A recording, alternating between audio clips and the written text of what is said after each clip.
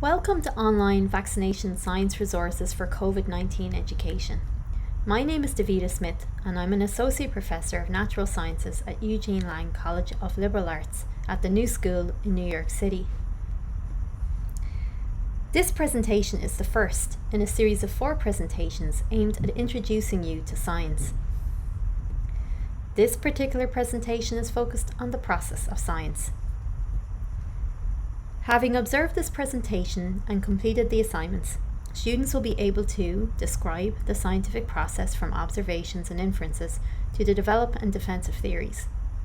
They will be able to perceive the additional synergistic aspects of the process, including the roles of feedback, peer review, replication, and communication. Students will also understand the role of the process in solving societal problems, informing policy, developing technology, and building knowledge. How do we define science? The word science comes from the Latin word scientia, which means knowledge. Science is above all else a process, an ongoing process that has at its core the scientific method. The goal of science is to explain the natural world. The process allows us to learn about the natural world. The natural world includes all the components of the physical universe, including animals, plants, ecosystems, galaxies, communities, etc. And it includes the natural forces that work on these things. Supernatural elements that are not of this world cannot be investigated by science. Ideas drawn from inferences and observations give rise to testable claims or hypotheses, which then give rise to experimentation. Testing involves figuring out what one would expect to observe if an idea were correct, and comparing that expectation to what one actually observes. The product of experimentation is evidence that can then be used to either support or refute a scientific theory. What are the characteristics of science? Science is a way to learn about the natural world and how the world works.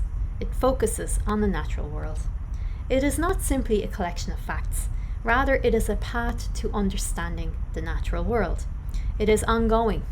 Through the process of science, we refine and expand our knowledge of the universe, and as we do science, we generate new questions and future investigations.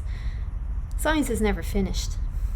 There are many different types of scientists, and they work in different ways, but all science relies on testing ideas by figuring out what expectations are generated by an idea and making observations to find out whether those expectations hold true. Once a scientific idea is accepted, it is considered to be reliable because it has been subjected to rigorous testing. But as new evidence is acquired and new perspectives emerge, ideas can be revised and even rejected. Science is a community endeavour. It has checks and balances, which help ensure that science moves in the direction of greater accuracy and understanding. The diversity within the scientific community offers a broad range of perspectives on scientific ideas. The best ideas are supported by evidence from a range of disciplines and perspectives. It is a global human endeavour. Most importantly for us scientists, science is exciting. It's fun to discover how things work, how they worked in the past, and how they will likely work in the future. It's thrilling to see or figure out something that no one has before. Lastly, science is useful. The knowledge generated by science is powerful and reliable. It can be used to develop new technologies, treat diseases, inform policy, and deal with many other types of problems. So let's begin with the scientific method. This scientific method has often been represented this way, with a defined start and end. It's represented generally as a linear progress, from making observations to making predictions to analysing the results and reporting them, and if it's not correct, you go back to form new hypotheses. But science is often better represented as a circle, as an ongoing process, with no defined start and end. This is because the scientific process is ongoing and iterative, and it constantly is improving upon itself. It doesn't always start with observations, but it is often inspired by chance events. The culture of the scientist plays a huge role, and the experiences of the individual. Ideas can often come from anywhere. and they often occur purely by chance. Not only that, there are additional steps that occur when conducting science that help to build a consensus. So when we see the scientific method represented, it often doesn't include these aspects here in the purple-blue colour. For example, communicating results, peer review, replication, up to consensus. It is important to understand that when science is at its best, it involves the community. Many individuals contribute to the scientific process and progress of science. Teamwork occurs throughout. Collaboration is common. The process involves groups of people throughout. Such is the power of science and the collaborative process that it involves, that when a consensus is finally reached, it is rigorous and trustable. So initially, the scientific process will involve the team, the research team, usually composed of undergraduates, graduates who have their degrees, the research leader or the principal, what we call the principal investigator, and all of the collaborators that they work with. As the design of the experiment is fixed and decided upon, it will lead to the actual experiment itself. And this will involve undergraduates, graduates, technicians, research scientists, modelers, for example.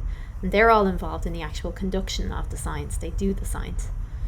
Then, once the results have been generated and data has been collected, you will have data analysts or statisticians or even evaluators who look at the data, look at the science, look at how it was performed. Once conclusions are being drawn, this involves everyone once more. The undergraduates, the graduates, the team, the researchers, the collaborators, everybody is involved in drawing of conclusions. When it becomes time to communicate the results, it will be sent to a journal, at which point reviewers and editors will actually evaluate the research. And once it has been peer reviewed, it goes out to the public, and this is when it will encounter other teams, citizen science, classroom undergrad researchers. Over time, once a consensus has been reached, the scientific community will begin to accept the work, and it will become part of the research that people read and build upon. The process is limited though. As science is a human endeavour, it is as flawed as humans are flawed, and limited in their observations. Humans are often biased. So here we see that they're flawed, but humans are often biased with respect to gender, race, and ethnicity. Competition between scientists and scientific teams can lead to bad behaviour and unethical behaviour. Scientists can behave unethically by designing flawed experiments. The mistreatment of research subjects can occur, and they can also engage in research fraud. It's rare, but it does happen. In addition, competition can occur between scientists, and this can lead to bad behaviour through conflicts of interest and to misrepresenting data and findings. Journal access can be prohibitively expensive as well, and this leads to competition. The process itself, science itself, is very expensive, so the competition for funding is fierce. Not all science is actually written in English, so this leads to problems with communicating science and sharing of results. The community can exclude people, and a perfect example is that those who do not speak English or conduct their science in English can be excluded from the process. But at the same time, science is incredibly powerful. The sharing of data, open access, is facilitating more transparent research and more thorough research. Collaboration is best when it can improve your chances of getting accurate and innovative results, getting funding, and keeping your research going. So we move towards collaborative practices. Institutions have IRBs and IACUCs to protect subjects that are involved in the research. This includes human subjects and animal subjects. And this is a must for federal funding delivery. So in order to receive your funding, you must have these offices in place. In addition, human error is being reduced through the use of technology. It's reducing human error in experimentation, and it's also facilitating the sharing of data, which increases transparency with respect to data, and it also allows for more feedback in real time. Peer review is becoming more open and interactive, and as a result, conflicts are often detected more easily. High throughput experiments through classroom research, crowdsourcing, citizen science is actually helping with the replication problem that we see in science. The more times a scientific experiment is reproduced or replicated, the greater chance we have that the results are accurate and trustworthy. And lastly, there is a huge emphasis being placed on education to reduce bias through action and education. The community recognises the flaws and is actively working to be inclusive, to promote equity, and to celebrate and support diversity. Let's pause here for assignment 1.